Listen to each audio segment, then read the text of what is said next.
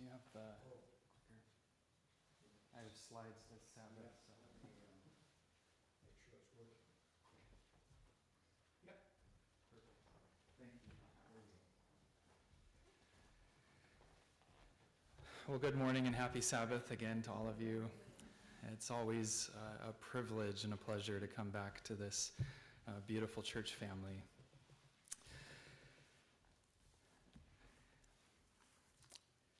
Social psychologists Dan Batson and John Darley produced a fascinating study back in 1973. They used a group of Princeton Theological Seminary students to conduct their study. And essentially what they did is they recruited students, these seminarian students, and they gave them one of two tasks. To half of the group, they asked them to very quickly just come up with a 5-minute talk on the Good Samaritan. To the other half of the students, they asked them to come up with a quick 5-minute talk on how to find a job on campus. Two very different talks. But the idea was that half of these students would be thinking about the story of the Good Samaritan, and they would be thinking about the importance of caring for others, caring for those in need. Well, they gave them a little bit of time to put together their talks, but then they added another element to the study. To half of the students from each group, they said, you know what, you've got plenty of time.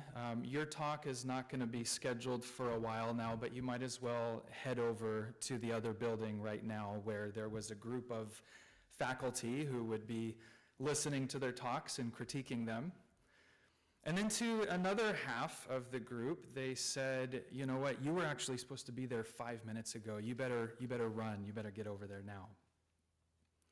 So essentially, there were 4 groups, right? There was the group that was talking about the Good Samaritan, and they were not in a rush.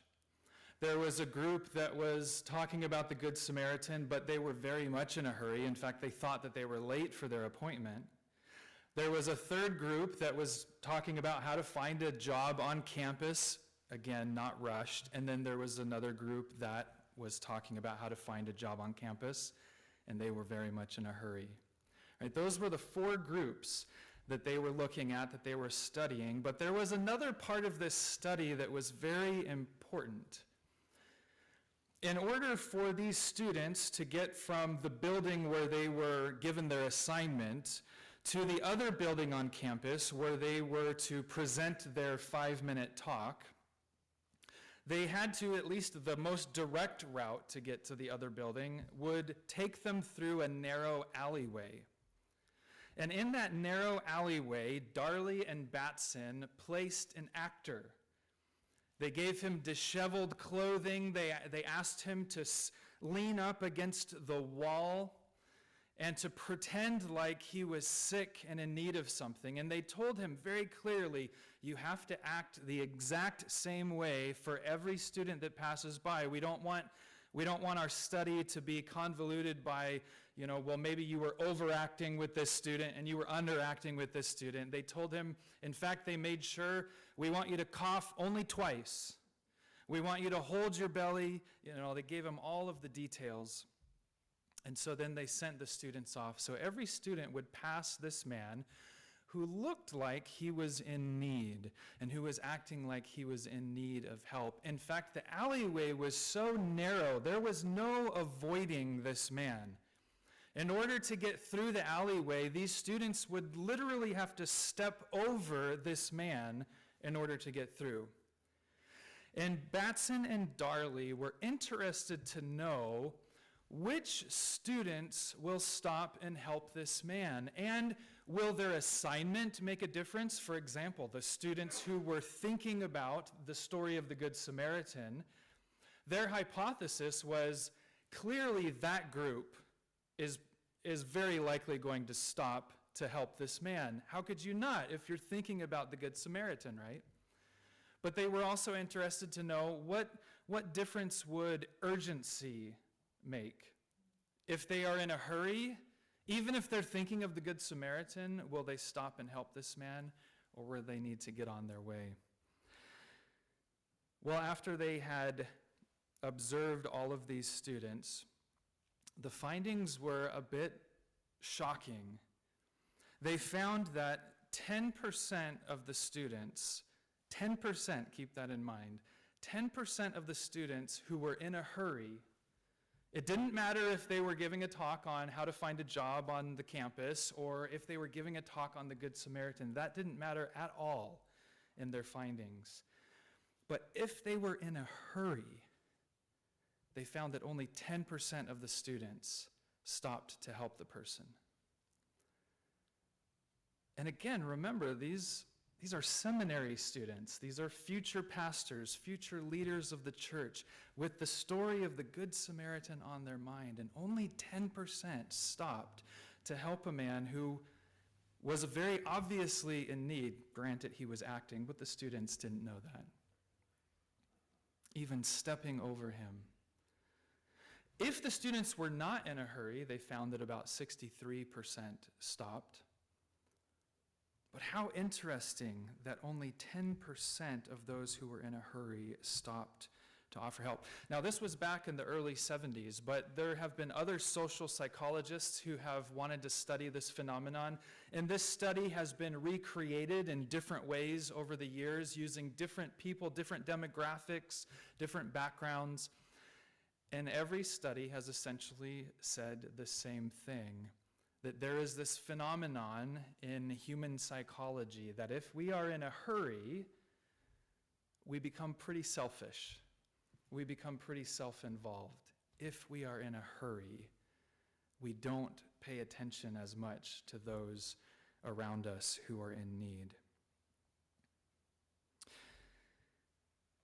This reality of humanity could have been pretty bad news to our friend Bartimaeus.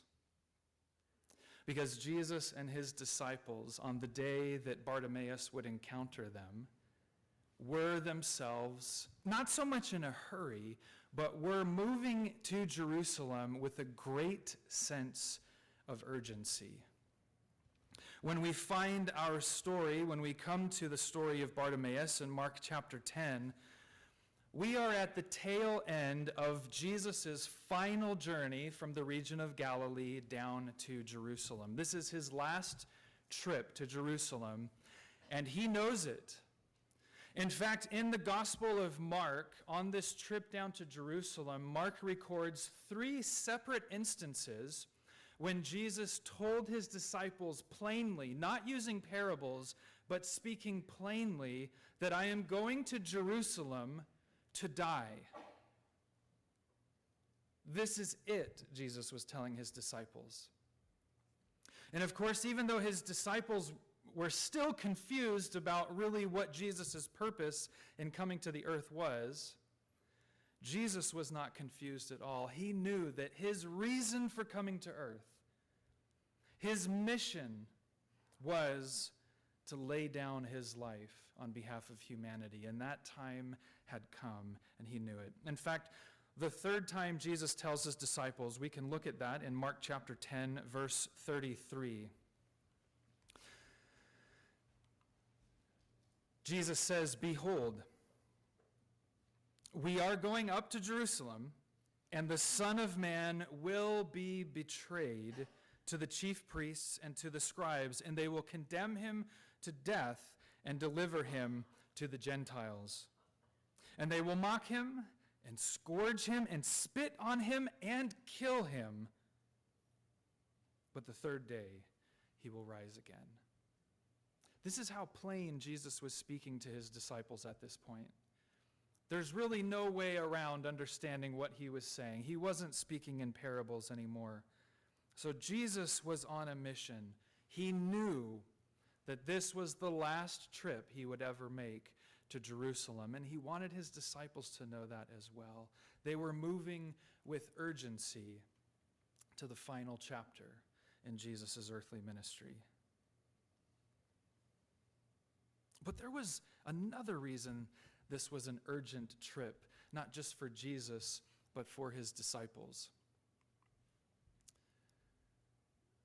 You remember from the Gospel of John, Jesus and his disciples had just learned that their friend, Lazarus, was sick. So they were going to Jerusalem, yes, to fulfill Jesus' mission, to lay down his life on behalf of humanity, but also a part of this trip, just outside of Jerusalem, and what today we might refer to as a suburb, was the town of Bethany, where they would go and visit Lazarus' family, Martha and Mary.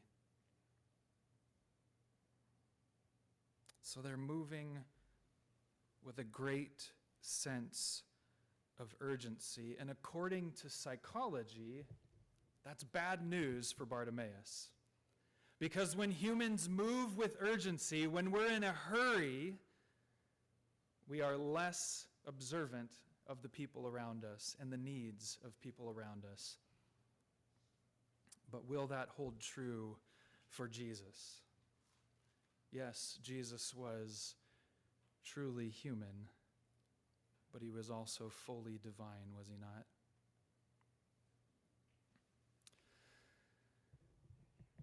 Here they are in Jericho, the last major city before Jerusalem. This is the final leg of their journey to Jerusalem. And we are told that as they are leaving Jericho, on their way out, on their way to their final destination, Jesus with his disciples and a great multitude stumble upon blind Bartimaeus, the son of Timaeus, who sat by the roadside begging. Jesus was on his way to fulfill his mission, and on the roadside, off to the side, out of the crowd that was traveling with Jesus, there was a man who, in that time, in that culture, would have been considered utterly worthless to society. You remember the story in John chapter 9 of the other blind man that Jesus gave sight to.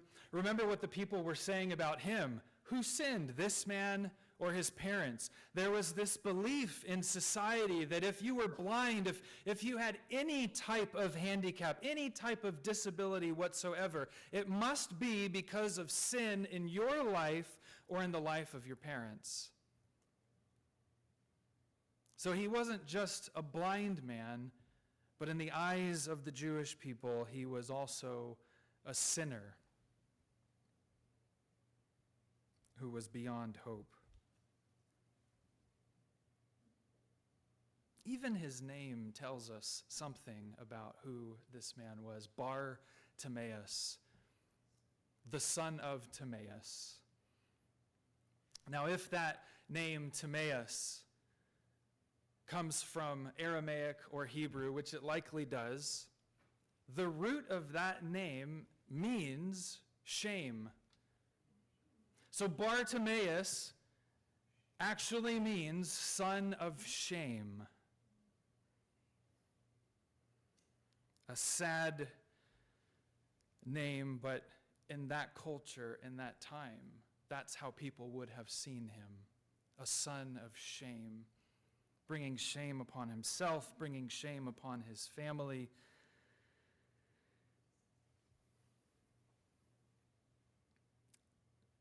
This man, to the people, even to those closest to Jesus, would have been viewed as insignificant, unworthy of their help, and certainly unworthy of Jesus. But that didn't seem to stop blind Bartimaeus. If we keep reading in the story, we see in verse 47 that he heard that Jesus of Nazareth was coming. And when he heard that this great commotion, this crowd that was coming through, was because of Jesus of Nazareth, he cried out and said, "Jesus, Son of David, have mercy on me.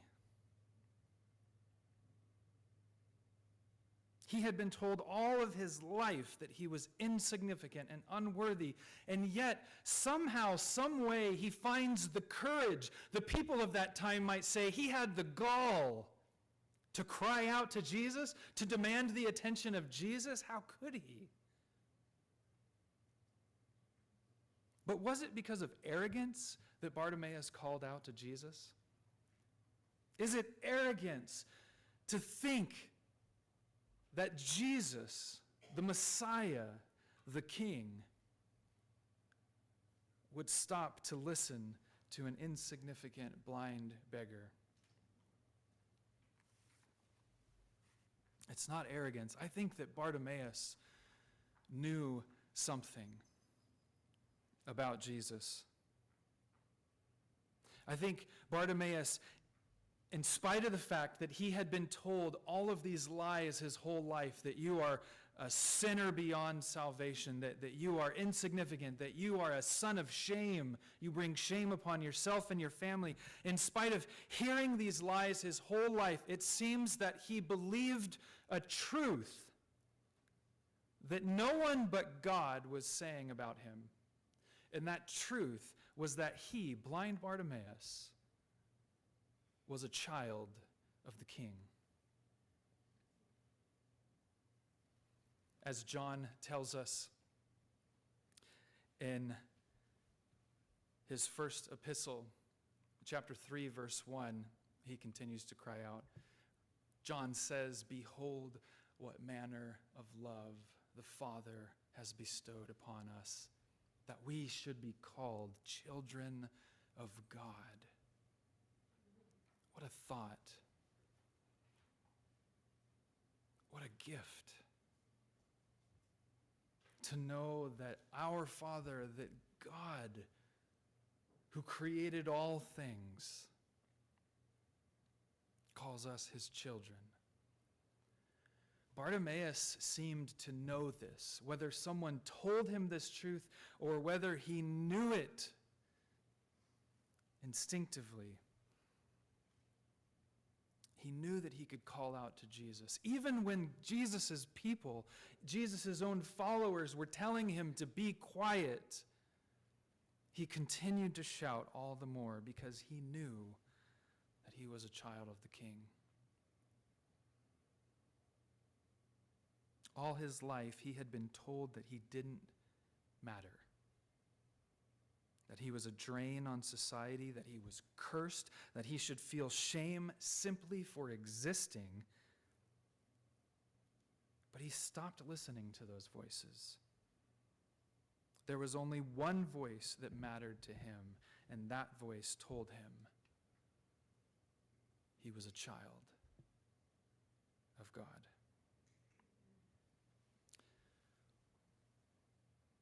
One of my favorite songs right now is a song called "Who You Say I Am." And I love the bridge of the song. The words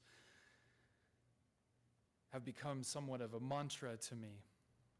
When I'm feeling insignificant myself, I find myself humming this tune. I am chosen, not forsaken. I am who you say I am. You are for me, not against me. I am who you say I am.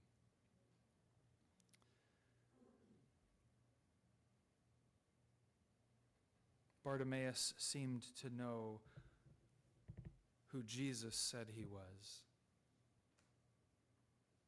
That's the voice he chose to listen to, not the voices that told him he was insignificant. Friends, do you believe you are who he says you are? Do you believe that you matter to him? I have to be honest with you, in my years as a pastor, I've come across so many well-meaning Adventists who have approached their relationship with Jesus with such humility that they stopped acting like children of God, and they instead acted like unworthy slaves in God's house. not willing to ask God for certain things, not willing to approach God's throne of grace and mercy with boldness, but feeling like they weren't worthy of his time. Friends, that is not true humility, though, because it's not humility that's based on a truth. It's false humility. Sure, there's nothing in my life that I have done that merits any value. But my value comes from the fact that I am a child of God and that he says I am of absolute value to him. That's what matters. To not believe that, to not live our lives with that truth in mind is not humility, it's a false humility. I love what this author and psychologist Robert Anthony says about this. He says, feelings of inferiority and superiority are the same.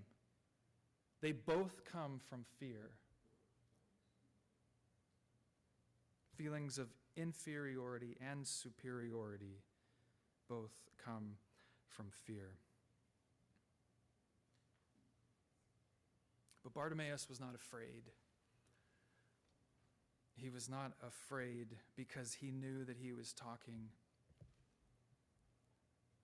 to someone who loved him and valued him. He knew that he mattered to Jesus. And something powerful happens when we start to believe that we are who God says we are.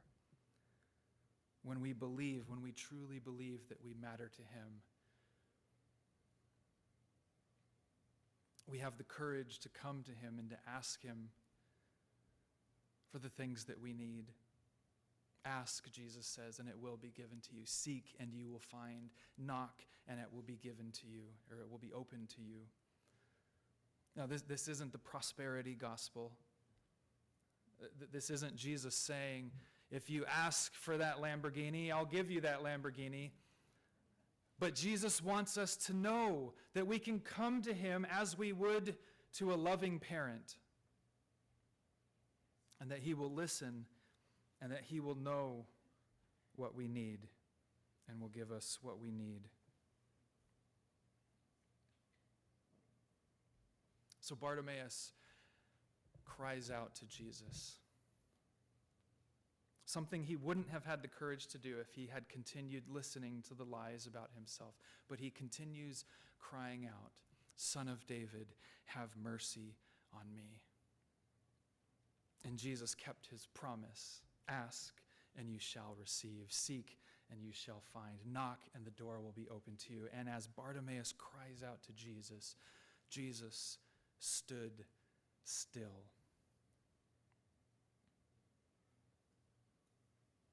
I love the word that Mark chooses to use here. It's a very strong word in the original language. Mark wanted us to know that Jesus didn't just kind of slow his pace. He wants us to know that Jesus didn't just stop for a moment and look around and then continue. Mark wanted us to know that Jesus absolutely froze in his tracks when he heard Bartimaeus calling out to him. Jesus stood still.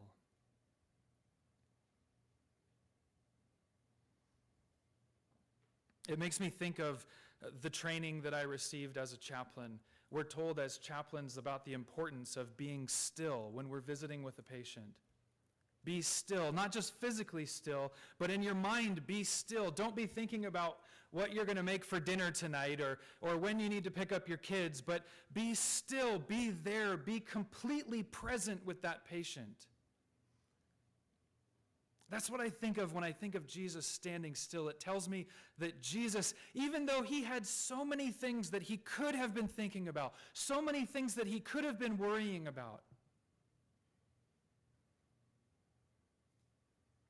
how are Mary and Martha going to respond when I get to the home and they realize that I could have been here 2 days ago and I didn't come?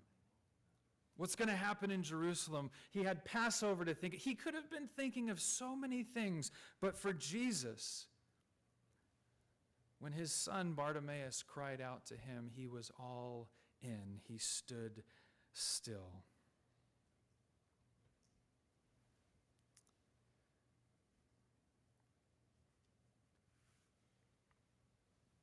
Watch what happens when Jesus stands still, when Jesus hears our cry. Before Jesus stood still, this is what we know about Bartimaeus. He was sitting by the road, outside of the road, you could say, and we're going to talk about the significance of this, figuratively speaking. But he's sitting by the road. He's a blind beggar. He's wearing a cloak. For someone who was a beggar, this would have been the totality of his possessions. His cloak would have essentially been his shelter at night to keep him warm, to keep him from freezing. It was the one thing in Jewish law that they said, no matter how much someone is indebted to you, there's one thing you cannot ask of them. You cannot ask of them their cloak, because that literally is life or death to people who are living without shelter. He's wearing a cloak, his only possession, and he is warned by Jesus' people to be quiet, a reminder of his place in society. But watch what happens after Jesus stands still for Bartimaeus. First, he is invited to come to Jesus. No longer is he told to be quiet, but get up, come to your Savior. He throws off his cloak as a blind man. That's a seemingly reckless thing to do, to throw off your cloak, his one and only possession. He has no guarantee that he'll be able to find it again, but he gives up literally everything to come to Jesus. Of course, he receives his sight. No longer will he be known as the blind beggar. No longer will he be known as the blind son of shame. And of course, in the end, we are told that he follows Jesus on the road.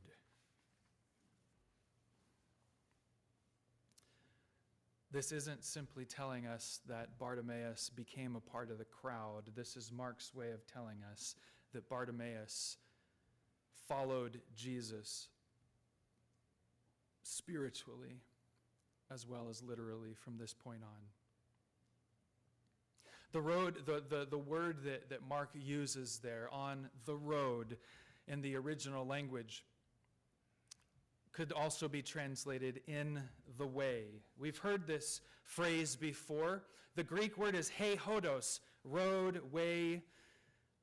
Jesus used this word in John chapter 14, verse 6, when he said, I am the way, heihodos, the truth and the life. No one comes to the Father except through me.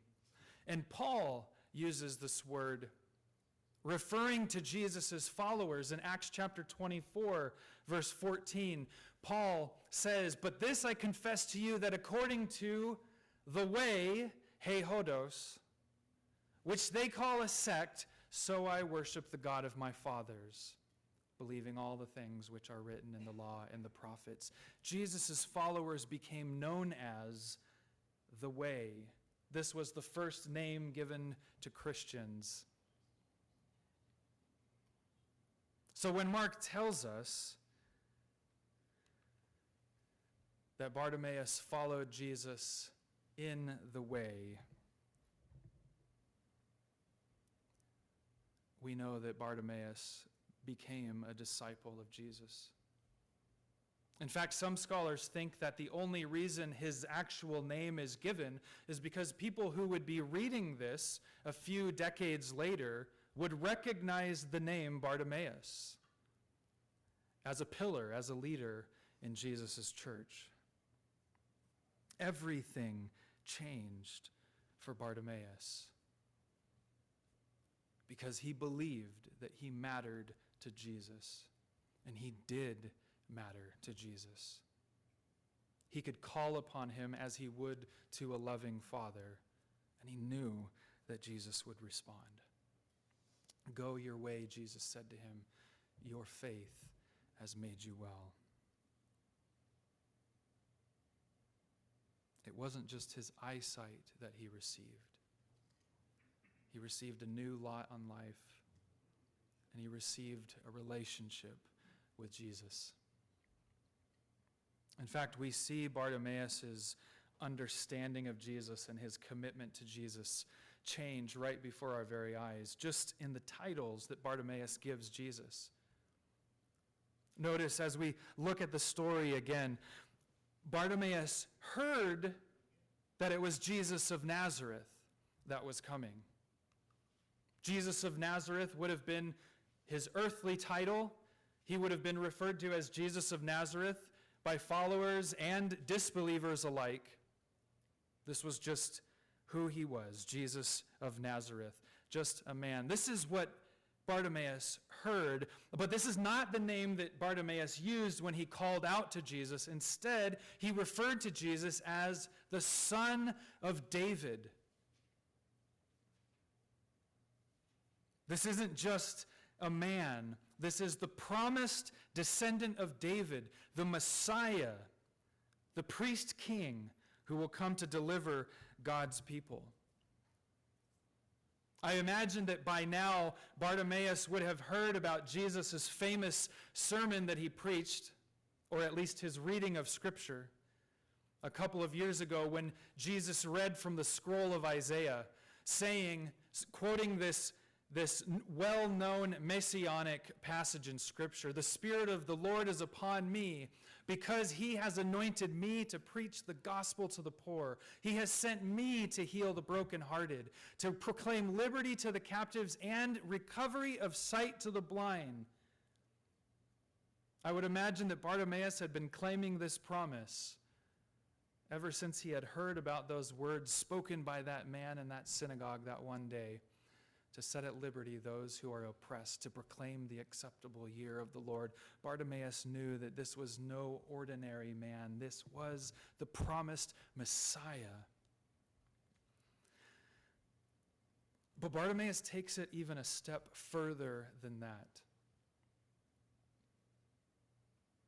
Jesus was not only the Savior of the world, but Bartimaeus understood an even deeper truth about Jesus. In verse 51, when Bartimaeus is face to face with Jesus, he calls him Rabboni.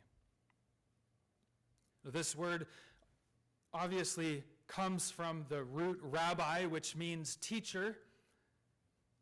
But the oni at the end of this word shows that this is a possessive word. This is not just the teacher or a teacher, but this is my teacher, my rabbi.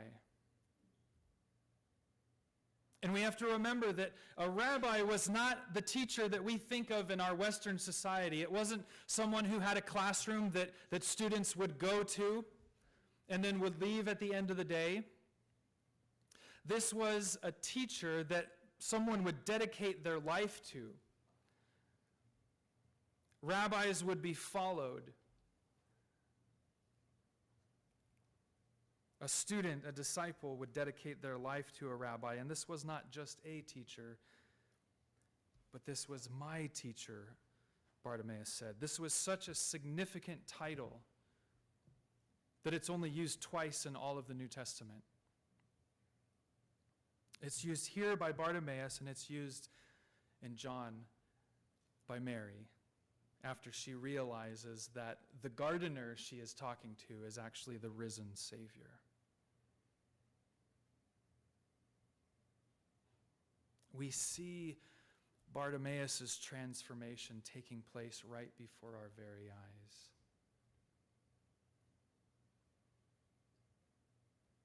To believe that you matter to Jesus not only gives you the courage to call out to him, to ask him for help as you would a trusted parent. To believe you matter to Jesus also gives you the courage to forsake all to follow him.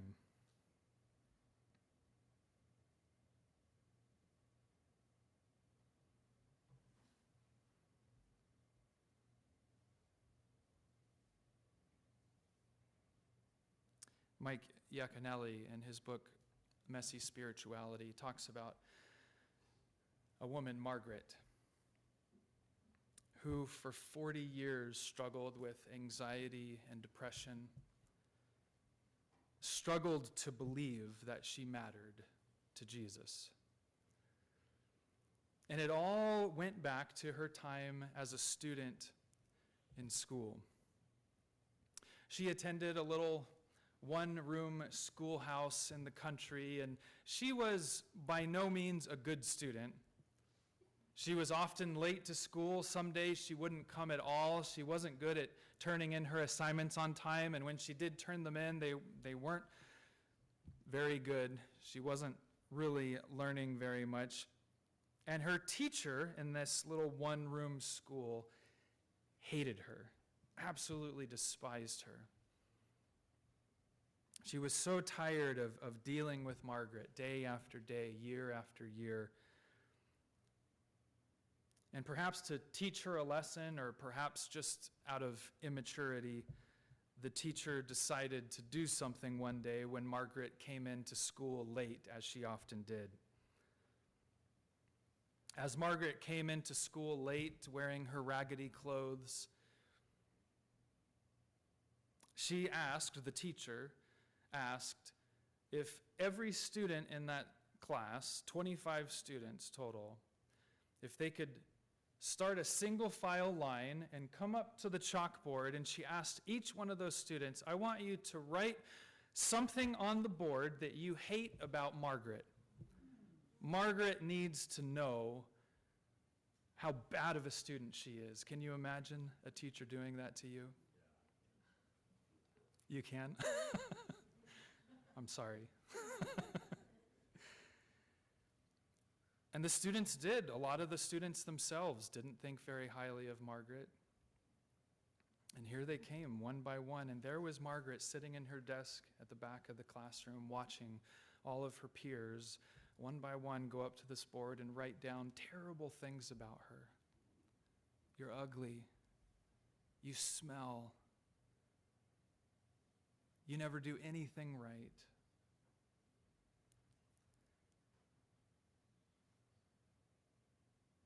And for 40 years, Margaret remembered that experience as if it just happened yesterday.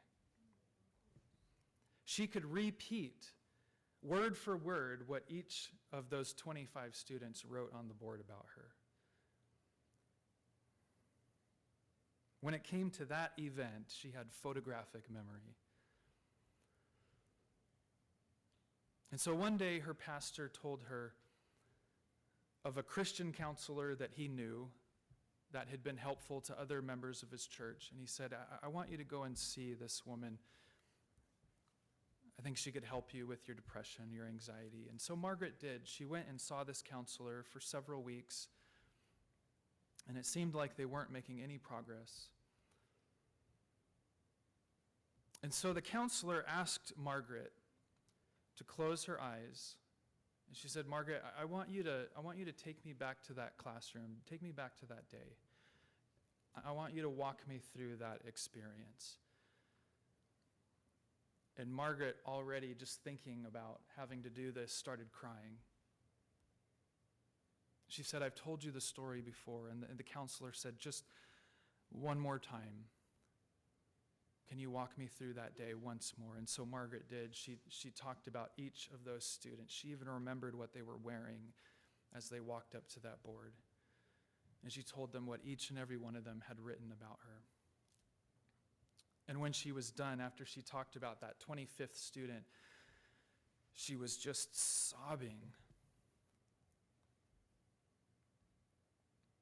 And after giving Margaret a little space to cry, the counselor finally said, Margaret, I want you to keep your eyes closed. Because there's something about that day that you have left out all these years. And Margaret said, I assure you, I haven't left anything out. I remember that experience like it happened yesterday. And the counselor said, Margaret, I'm certain that there is one very important detail that you're leaving out.